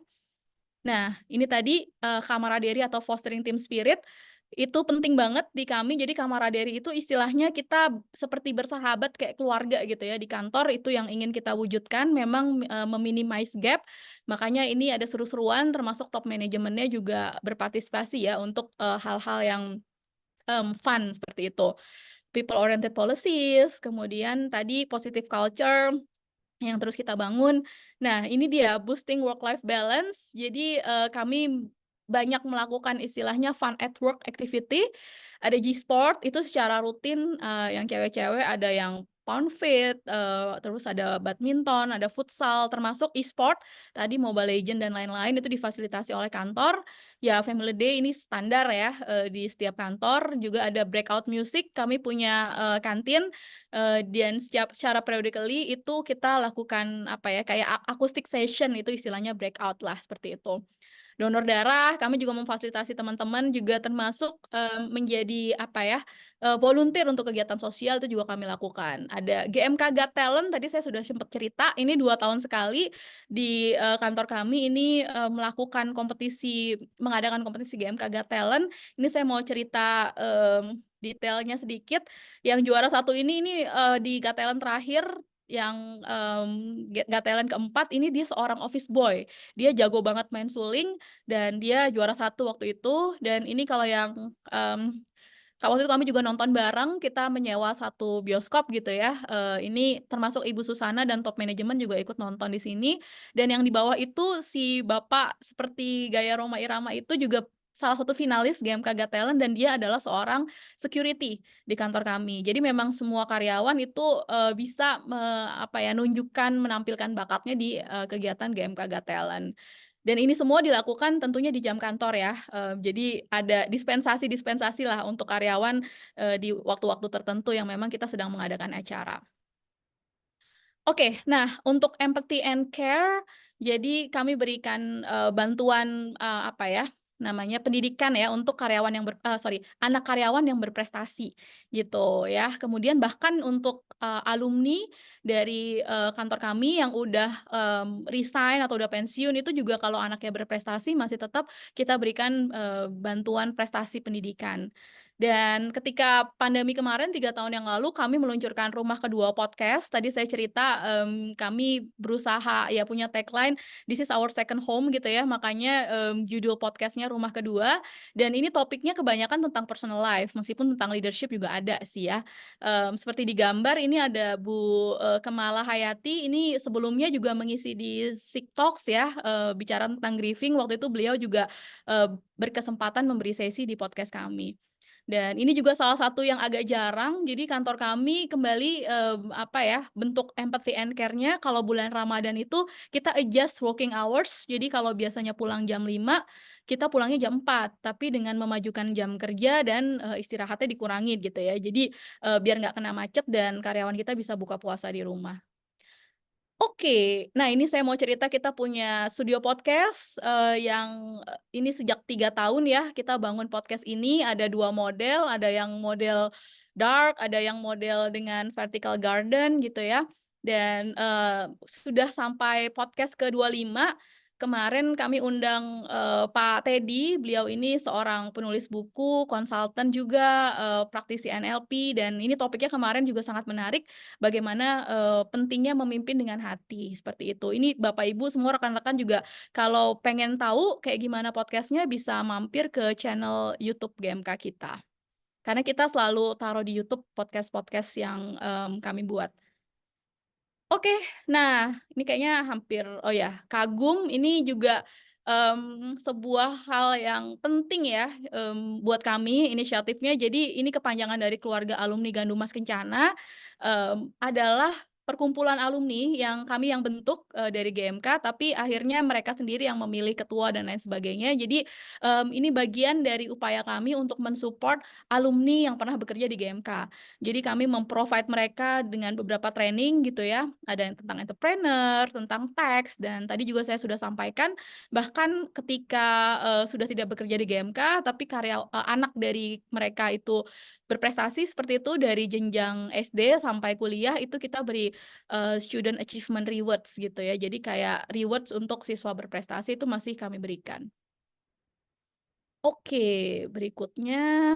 Nah, ini beberapa penghargaan yang kami terima sejak tahun 2002, jadi sudah 3 tahun kami mengikuti HR Asia Best Place to Work For, dan alhamdulillah kami berhasil mempertahankan selama 3 tahun. Kemudian kami juga mendapat penghargaan Special Awards, yaitu We Care Award yang bisa kami pertahankan juga selama 3 tahun.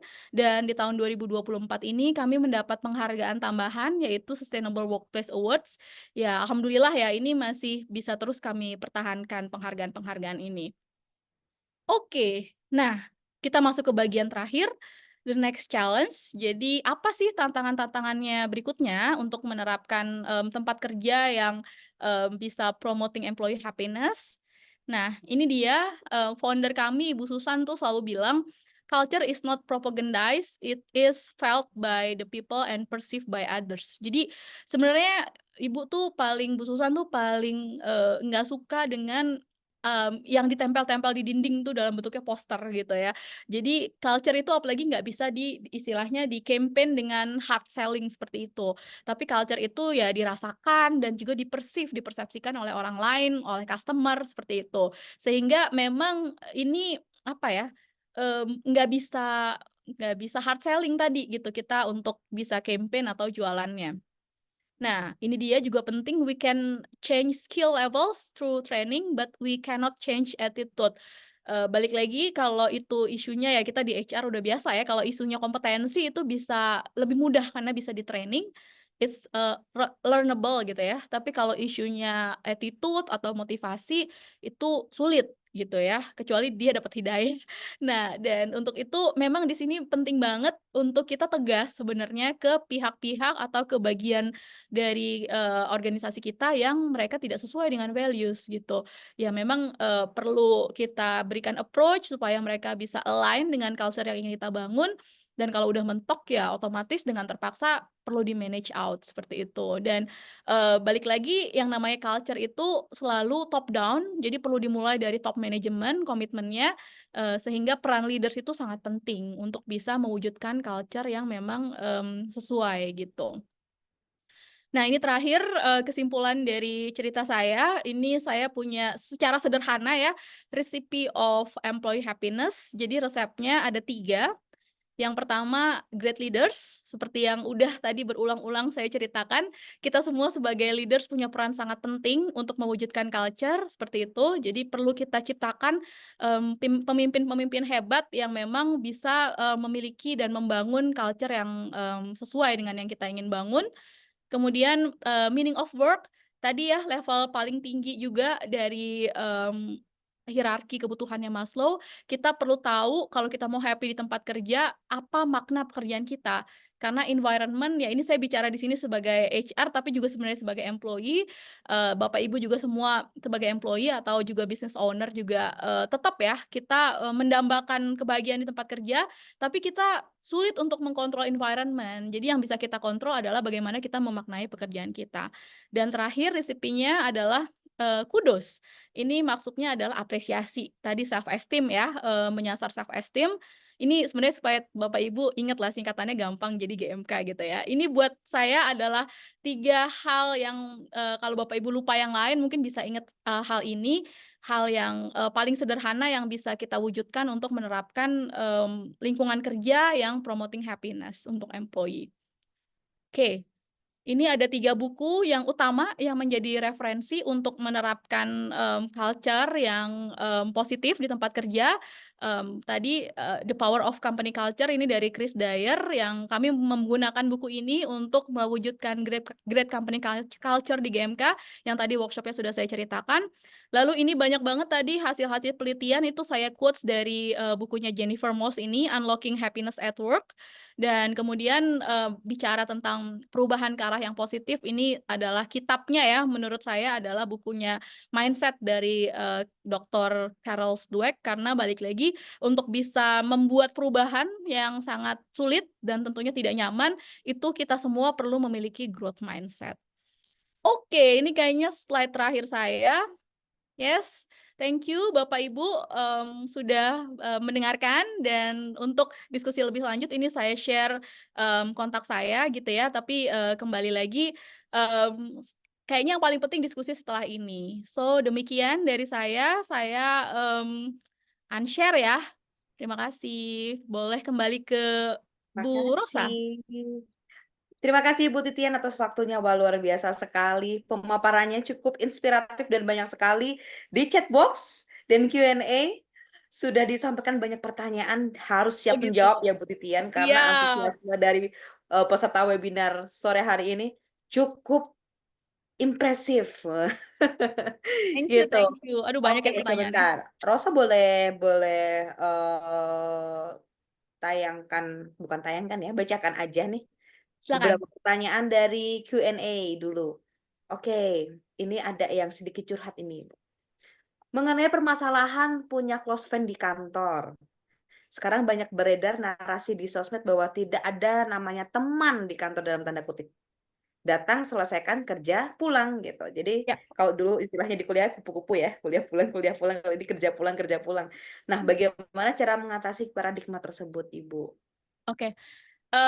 Thank you pertanyaannya. Jadi ini real banget ya. Maksudnya ada cerita bahwa somehow memang gini, yang sulit dihindari itu kadang bullying itu yang terjadi juga di kantor. Bullying itu kadang dilakukan oleh sekumpulan orang. Biasanya mereka ini ya memang ya balik lagi tadi culture-nya nggak sesuai gitu kan. Dan dilakukan, kemudian itu membuat jadi susah berteman gitu ya si orang yang kena bullying ini. Ini real case gitu. Waktu itu saya pernah ada di suatu organisasi yang terjadi seperti itu, dan jadi alasan dia resign itu si anak ini ya karena dia tidak punya teman di dalam satu divisinya itu, tidak mau berteman dengan dia. Akhirnya dia bilang, ya udah saya di kantor ini semuanya saya anggap kolega aja, bukan sebagai teman. karena nggak semua orang itu bisa menjadi teman gitu. Jadi maksudnya tapi ketika karyawan tersebut menyampaikan itu rasanya tidak happy dan pada akhirnya dia memutuskan untuk resign karena biar bagaimanapun dia membutuhkan benar-benar selain kolega setidaknya ada satu orang yang bisa dipercaya gitu ya sebagai teman. Nah pertanyaannya, jadi artinya itu real ya bahwa kita sebenarnya nggak bisa tadi yang kayak kupu-kupu gitu ya Mbak Ocha ya. Jadi perlu sebenarnya punya teman setidaknya satu gitu. Nah sebagai HR atau sebagai perusahaan apa yang bisa kita lakukan? Kalau di kami tadi dengan apa ya, mau memberikan sebanyak mungkin kegiatan yang melibatkan mereka selain nggak cuma bekerja, tapi juga ada, kegiatan di luar pekerjaan. Kayak tadi nobar, nonton bareng, terus bisa kita karaokean bareng, kemudian olahraga yang sesuai dengan minat, ada macam-macamnya, dan itu kita fasilitasi sehingga karyawan nggak cuma kerja doang, biasanya kalau udah di lapangan badminton misalnya atau di lapangan futsal, itu udah lebih cair lagi. Berharapnya dengan interaksi yang intens tersebut, itu membuat mereka juga, naik level dari sekedar kolega bisa akhirnya menjadi teman. Itu yang non pekerjaan, tapi pekerjaan juga menurut saya personally itu berpengaruh kalau kita, tidak tersekat-sekat pekerjaannya. Jadi kayak di kami tuh menganut matrix organization, ketika lintas departemen itu kita punya satu project yang sama, kemudian kita bisa bikin kompetisi project, terus dapat reward-nya mereka bisa, jalan-jalan bareng gitu ya. Itu sih mestinya akhirnya, balik lagi kenapa sih gimana sih kita bisa berteman sama orang lain itu foundation-nya sih trust. Nah, kita perlu mewujudkan tadi, kegiatan-kegiatan yang memang kita rancang supaya mereka bisa banyak interaksi sehingga trust itu, gradually along the time itu bisa semakin erat gitu, kurang lebih gitu sih. Mantap. Jadi jangan you stand alone ya, tetap harus relate communication biar bisa make friend gitu ya, Bu ya. Iya, Walaupun memang kita harus bedakan profesionalism dan untuk menghindari like dislike gitu. betul. Baik, tadi banyak banget contoh-contoh yang Ibu Titian sampaikan gitu terkait dengan kegiatan-kegiatan di tempat Ibu Titian bekerja saat ini yang memang support banget untuk mewujudkan employee happiness dengan harapan mereka juga bisa ter-retain dengan lama. Jadi nggak yang habis probation dia nyatakan lulus lalu kemudian seeking for other Opportunity. kesempatan lalu pindah gitu ya. Jangan sampai jadi kutu loncat nih karyawan-karyawan yang memang sudah di ini.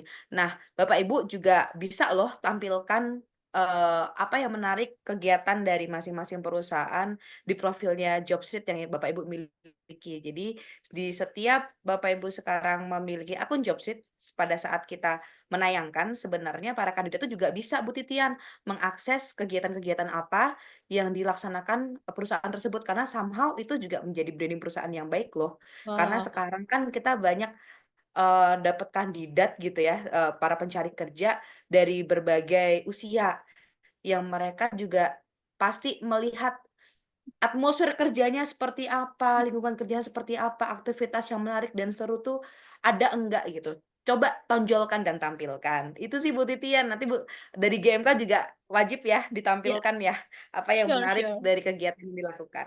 Oke, ini ada pertanyaan yang singkat padat jelas tapi saya nggak tahu ini bisa dijawab atau enggak oleh Bu Titian. Oke, apa itu? Nah, ini nampaknya tim HR juga dari Bapak Aditya Wiraraja bertanyanya seperti ini. Mungkin kami melihat banyaknya aktivitas menarik yang dilakukan oleh GMK.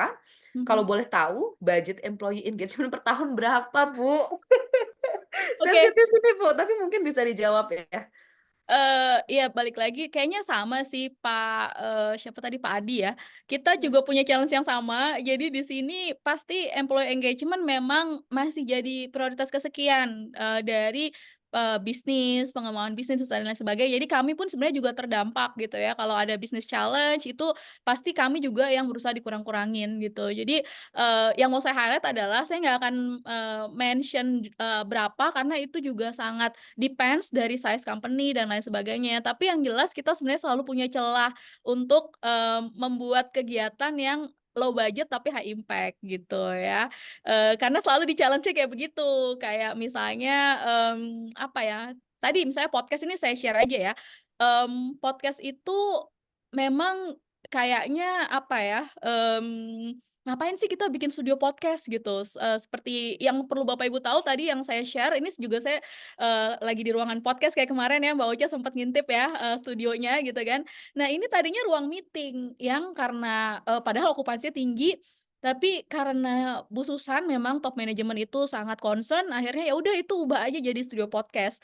Nah untuk bikin studio ini itu budgetnya 30 juta. Jadi itu bisa mahal, bisa enggak, tergantung dari komitmen kan. Itu gambarannya. Tapi abis itu kan dari adanya studio ini kita bisa lakukan banyak hal, contohnya seperti itu. Tapi kalau in total balik lagi budget untuk employee engagement, itu kita bisa itulah challenge-nya jadi HR, bagaimana membuat kegiatan yang low budget tapi high impact. Luar biasa. Itu sebenarnya tidak menciptakan studio podcast, tapi hanya merefurbish apa yang sudah ada Ya. untuk di-create something new yang lebih mungkin fungsional dan bermanfaat ya gitu. Jadi Iya. menjadikan satu tempat yang menarik. Saya juga lumayan impress Bu kemarin pas meeting sama Ibu.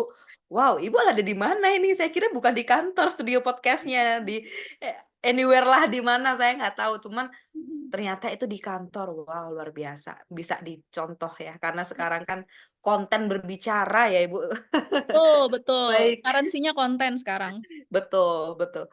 Lalu kemudian ada yang menarik pertanyaannya yang Rosa coba highlight di sini, boleh saya bacakan ya, dan ini ada di Q&A session dulu, nanti saya juga akan pilih yang ada di chat box, jangan khawatir Bapak Ibu. Dari Ibu Ulina Natalia Gultom, wah ini nampaknya namanya tidak asing karena sering muncul di sesi TikTok. Selamat sore juga Ibu. Apakah ada alat ukur kepuasan karyawan yang cukup praktis dan bisa diadministrasikan oleh HR perusahaan dengan mudah namun cukup reliable dan valid, khususnya untuk mendapatkan hasilnya guna sebagai bahan dasar pengukuran dan improvement? Nah, kalau dari GMA sendiri alat ukurnya apa sih? Kok bisa confidence gitu berbicara tentang employee happiness?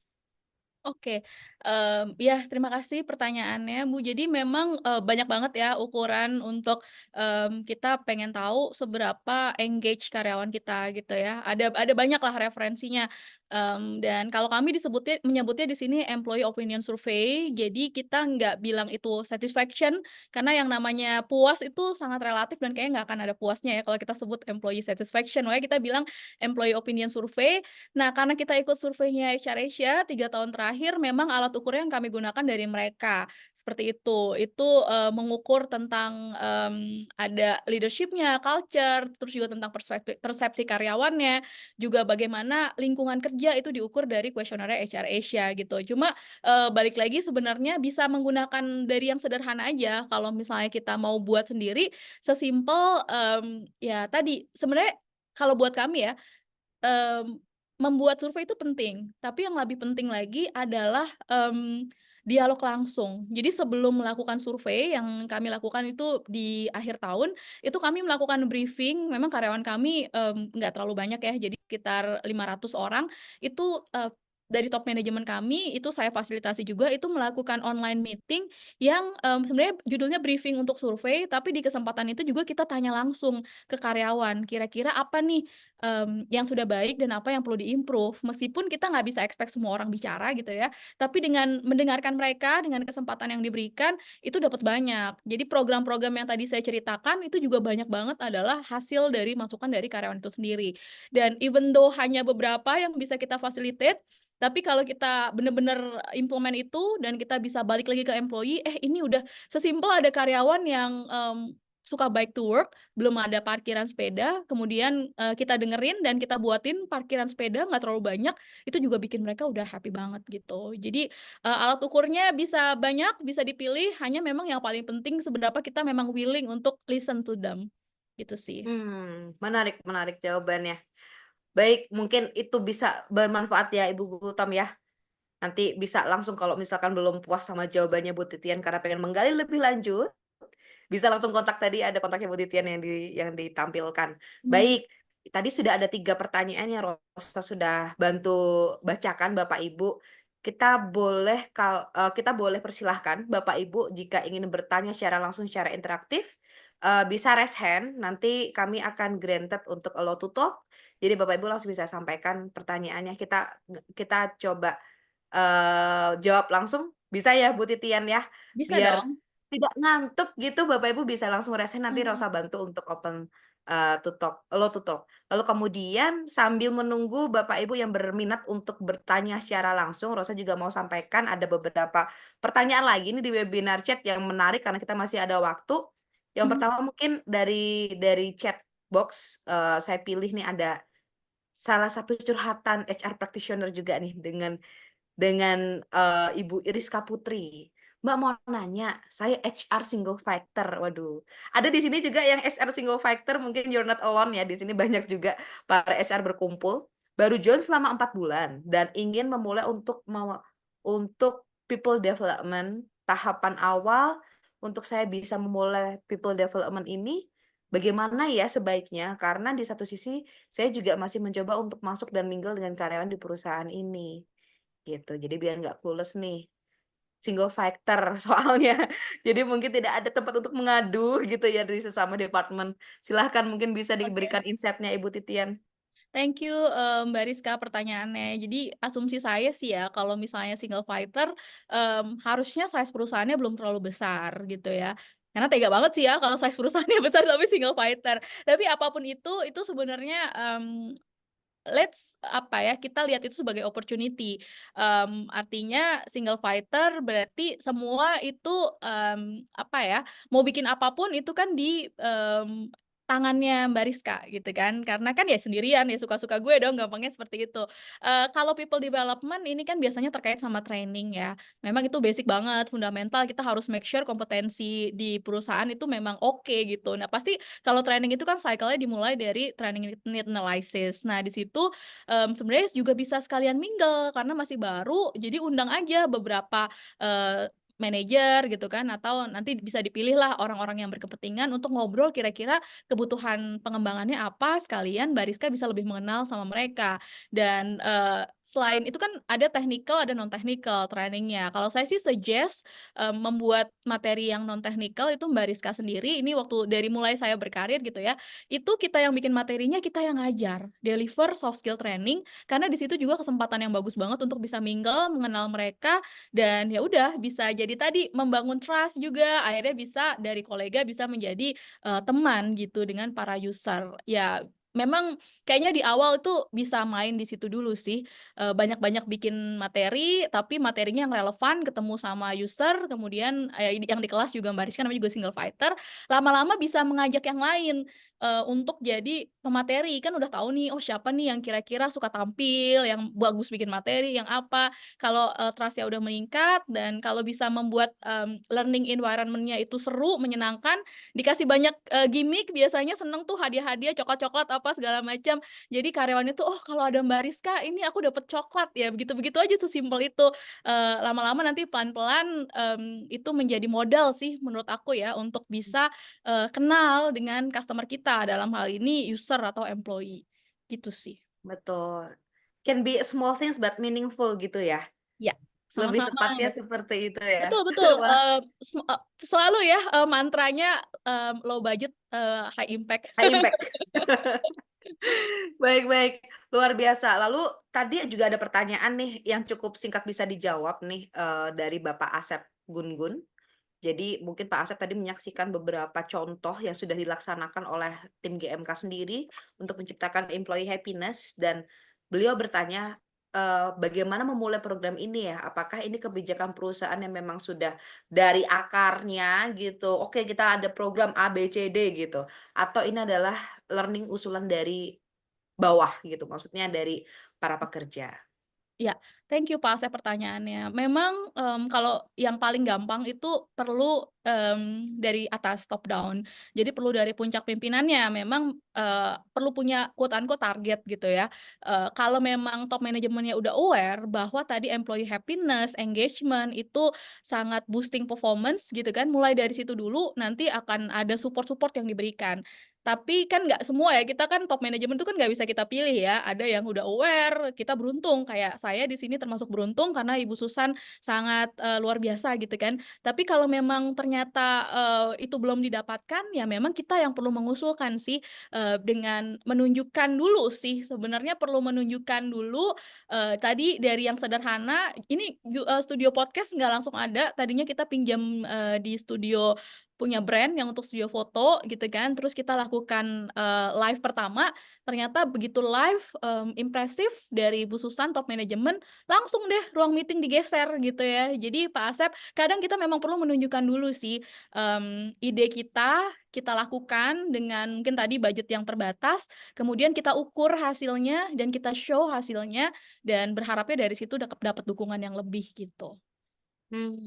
Jadi memang kita juga harus mendengarkan suara Mhm. para employee gitu ya, Bu Titi ya, Benar. untuk menciptakan sesuatu yang memang align dengan Mhm. kebutuhan kita dan dengan apa yang diharapkan Ya. oleh perusahaan. Baik. Tadi Mbak Ocha benar, kita mesti ajak top manajemen untuk ngedengerin employee. Jadi kan kadang kalau yang ngomong nih Pak Asep atau yang ngomong Titian, nah ini sih memang lu aja gitu yang mau. Tapi kalau kita buat itu memang suara dari rakyat lah ibaratnya begitu, itu mestinya supportnya akan lebih besar sih.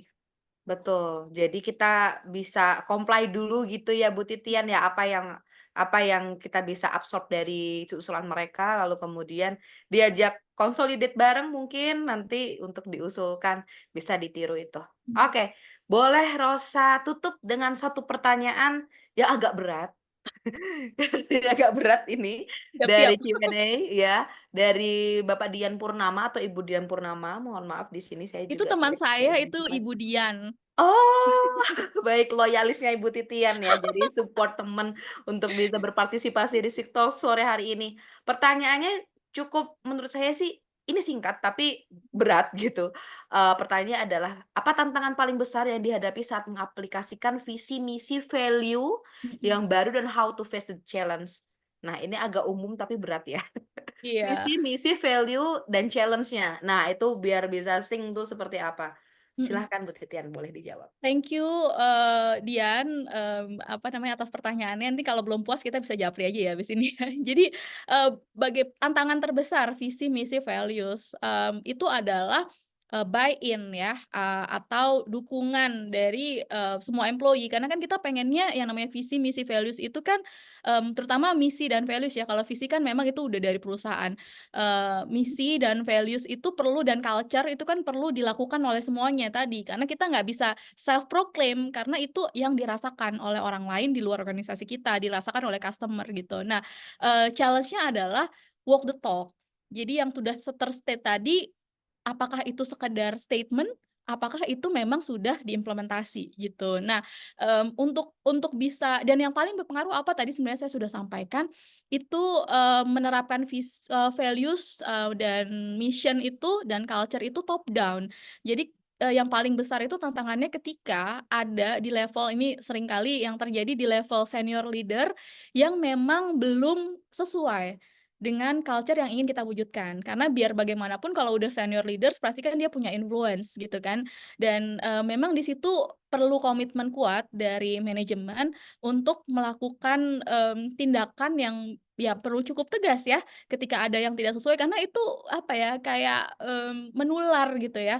Kalau ada apa ya namanya, satu orang atau pihak atau oknum yang tidak sesuai melakukan sikap atau hal-hal yang bertentangan dengan culture, kalau dibiarkan itu akan menjadi presiden buruk, akan menjadi contoh yang nggak oke.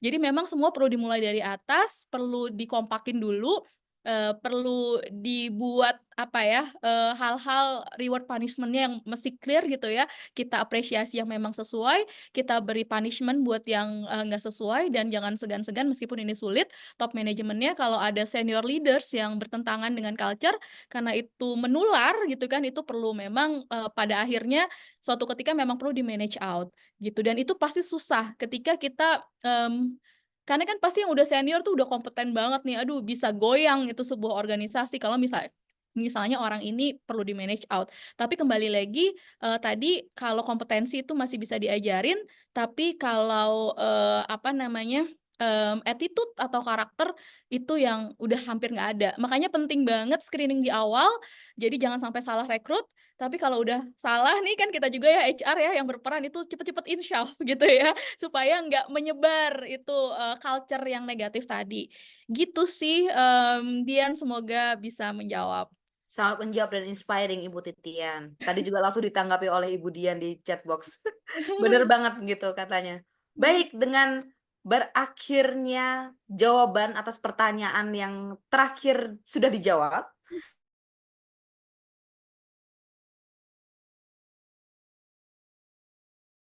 kasih kepada tim Bu Titian dari perusahaan gandum GMK ya. Tadi GMK. apa?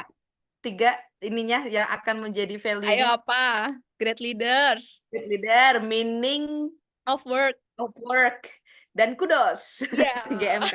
Ya, dengan GMK thank you sekali dan juga sore hari ini ada Bapak Raikal dan Ibu Lian sudah menemani saya dari perwakilan Jobstreet. Nanti kalau misalkan ada pertanyaan yang belum dijawab, kami mohon maaf karena keterbatasan waktu dan dan ruang di sini, karena kalau misalkan mau dijawab semuanya nanti jam 7 malam juga nggak habis Bu Titian dan Bu Lian ya. Wow. Jadi kita bisa lanjutkan melalui bio-nya Bu Titian tadi yang sudah ditayangkan, dan juga kami sudah menuliskan kontak person yang Bapak Ibu bisa hubungi di pusat bantuannya Jobstreet untuk beberapa pertanyaan terkait dengan produk. Ibu Lian, ada yang mau disampaikan terakhir untuk peserta Siktalks sore hari ini? Sudah cukup sih dari saya Mbak Ocha. Mungkin nanti kalau misalkan ada yang mau tanya-tanya terkait Premium Plus, tadi kan ada yang tanya untuk slide-nya. Nanti mungkin saya share ke Mbak Ocha, nanti biar dari rekan-rekan HRD juga bisa ini ya, bisa dapat untuk slide-nya. Ya, Gitu. ya, Bapak Ibu yang menanyakan materinya bisa dapat di mana, nanti recordingnya bisa dapat atau enggak sih gitu. Tadi sudah ada link, boleh di scroll up gitu di chat box kami. Kami selalu mendokumentasikan setiap Stick Talks itu beberapa hari, bisa jadi teks 1 sampai 2 minggu untuk bisa ditayangkan di website kami dan ada linknya. Di situ Bapak Ibu bisa download langsung dan bisa mengakses langsung recordingnya ya. Jadi jangan khawatir, ada banyak materi yang memang kita sudah sampaikan dan itu terdokumentasikan dengan baik. Terima kasih banyak semua pembicara pada sore hari ini. Dan Bapak Ibu yang kami hormati, sebelum kami mengakhiri sesi pada sore hari ini, kita juga akan informasikan beberapa agenda selanjutnya. Kita akan ada Siktalk selanjutnya, yaitu tidak jauh-jauh dari minggu ini, yaitu akan berlangsung di minggu depan. Temanya ada tentang Human Capital Role as an internal consultant. Jadi bagaimana peran HR gitu sebagai internal consultant di suatu perusahaan itu sendiri. Di Kamis 11 Juli nantikan nanti di email Bapak Ibu akan kami blast juga untuk mendaftarnya lewat link mana, dan ini free via Zoom. Lalu kemudian silahkan sekarang ini Bapak Ibu bisa melakukan scan barcode untuk melanjutkan pengisian feedback, karena nanti 2 pemenang beruntung akan kita berikan hadiah eksklusif dari Jobstreet berupa goodie bag dan MAP voucher sebesar 200.000. Boleh kita tunggu sejenak untuk Bapak Ibu bisa klik formnya, pindai atau scan barcode-nya, lalu kemudian isi formnya, hanya butuh waktu 2 menit aja untuk bisa diisi, biar kita tahu nih untuk ke depannya apa yang bisa kita perbaiki. Baik, wah rame juga ya chatbox pada sore hari ini. Terima kasih banyak, iya. Lalu kemudian, oh ada yang minta linknya lagi, baik sebentar ya Bapak Ibu. Kalau saya coba scroll up sambil menunggu Bapak Ibu semua mengisi form, terus saya akan up lagi link akses webinar dan juga recordingnya bisa dapatkan di mana sebentar. Dan di link tersebut Bapak Ibu juga bisa mengunduh beberapa hasil survei dan penelitian dari Jobstreet, sehingga Bapak Ibu bisa mendapatkan insight dan wawasan yang berguna untuk mengetahui landscape ketenaga kerjaan di masa yang akan datang, dan bisa membantu Bapak Ibu juga untuk menentukan keputusan apa yang mesti diatur di strategi HR internal perusahaan Bapak Ibu. Saya kira cukup sekian. Terima kasih banyak. Kami tunggu Bapak Ibu selesai mengisi form, nanti langsung bisa kami umumkan di Juli tanggal 8 hari Senin siapa 2 pemenang beruntung akan mendapatkan hadiah dari kami. Demikian, mohon maaf atas banyak kesalahan kata dan tadi ada gangguan teknis sedikit. Semoga Siktalks di sesi kedepannya lebih baik dan bisa lebih memberikan manfaat bagi Bapak Ibu semuanya. Terima kasih banyak para pembicara pada sore hari ini. Sampai jumpa di Siktalks selanjutnya. Selamat sore. Terima Terima kasih. kasih. Selamat sore. Sore.